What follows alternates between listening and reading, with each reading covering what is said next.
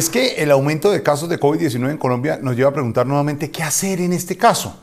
Por eso la doctora Fernanda a esta hora tiene una experta en el tema, doctora. Jorge Alfredo, muy buenas noches para todos. El aislamiento logró controlar, ojo, no detener, controlar, hacer más lenta la transmisión del virus mientras que estuvimos guardados, no para siempre. Sin embargo, ese aislamiento generalizado no es una opción de largo plazo, como ya lo ha dicho el gobierno, como lo han dicho los expertos. Por eso se reactiva la economía, esperando mantener los resultados en salud, con incremento de los casos porque el virus sigue entre nosotros, pero que no sobrepasen la capacidad de los hospitales. Sin embargo, sumado a esto, a esa transmisión natural, se empezó a salir otra vez a la calle y se han incrementado mucho más los contagios. Independiente de la razón por la cual la gente salga, cultural, laboral, lo que piensen del virus, responsabilidad, confianza, esto es un tema bien complejo.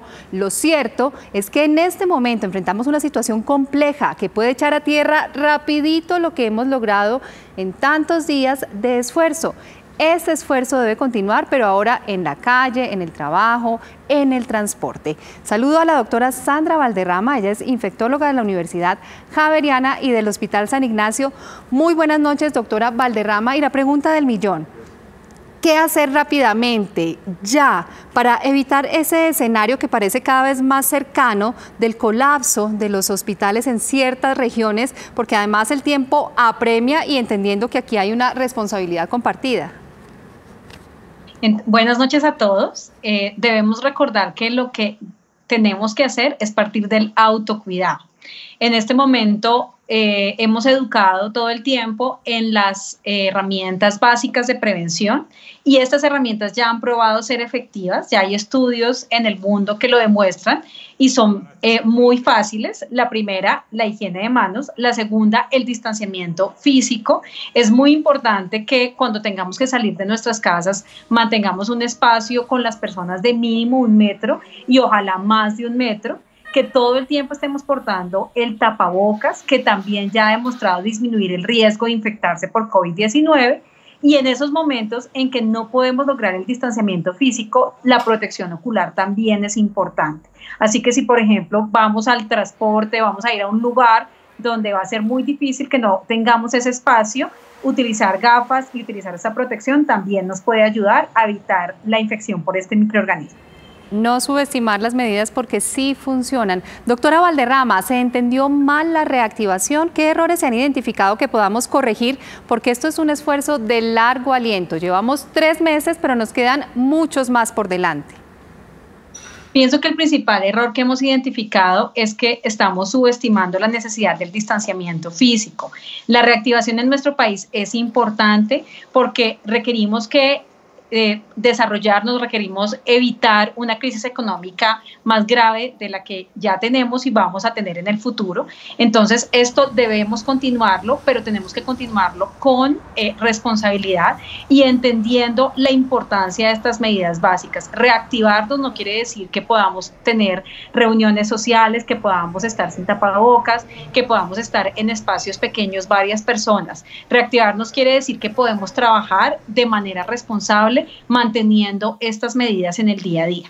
Sin bajar la guardia. Hay un tema que resulta difícil y la gente quiere certezas. La gente pregunta ¿cuánto tiempo va a durar esto? Sabemos que no hay una respuesta ni una fecha exacta, pero basado en el comportamiento de otras pandemias y en lo que ha pasado hasta hoy, ¿qué les podemos decir?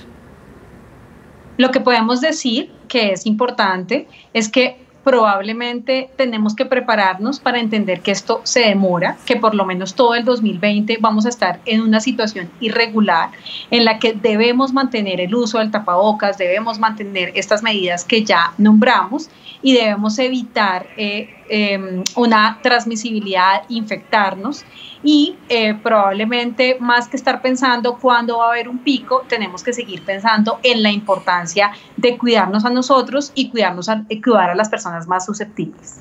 Precisamente quiero retomar eso que usted acaba de mencionar y es importante aclarar que el famoso pico o los picos dependen de todos. Esto no es una sentencia y por eso es que insistimos tanto en las medidas. Por supuesto, digamos que los picos y todo el modelamiento que se hace para mirar el comportamiento de la infección depende de todas las medidas que hacemos de prevención. Si todos estamos mucho más adherentes a evitar infectarnos, a mantener una higiene de manos, a utilizar el tapabocas, a mantener el distanciamiento, vamos a tener menos casos en el país. Pero si estas medidas no las cumplimos, pues vamos a empezar a aumentar esos casos y va a ser mucho más difícil controlarlo. Entonces, no debemos enfocarnos en qué momento va a ser el pico, sino debemos enfocarnos en cómo nos debemos cuidar, cómo debemos cuidar a nuestra familia y cómo también ayudamos a que todos como país podamos vivir y pasar esta pandemia de la mejor manera, entendiendo que esto no se va a solucionar en un día, en una semana, en un mes, sino que van a pasar varios meses antes de que volvamos a la normalidad. Tenemos que tener confianza en que podamos tener una vacuna, en que podamos tener tratamientos efectivos. Esta semana, la semana que pasó, pues tuvimos una buena noticia de al menos un medicamento que ya ha mostrado disminución de mortalidad en personas con riesgo alto de mortalidad, que requieren oxígeno, que están hospitalizadas, y esos son pasos hacia adelante. En la medida que demos esos pasos, vamos a poder tener mayor claridad de que en qué momento vamos a poder controlar esta pandemia.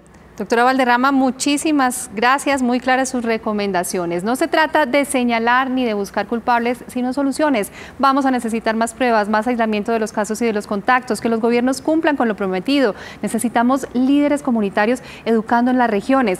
No podemos quedarnos siendo solo espectadores de las cifras y viendo esto como algo lejano y que le pasa a otros. Por favor, no esperemos a que esto toque la puerta de nuestras casas para creer. 70.000 casos parece mucho, pero piensen, somos 50 millones de habitantes. El virus lo que tiene es gente para seguir propagándose. Así que la distancia física, el uso del tapabocas, el lavado de manos deben volverse un hábito. Feliz noche.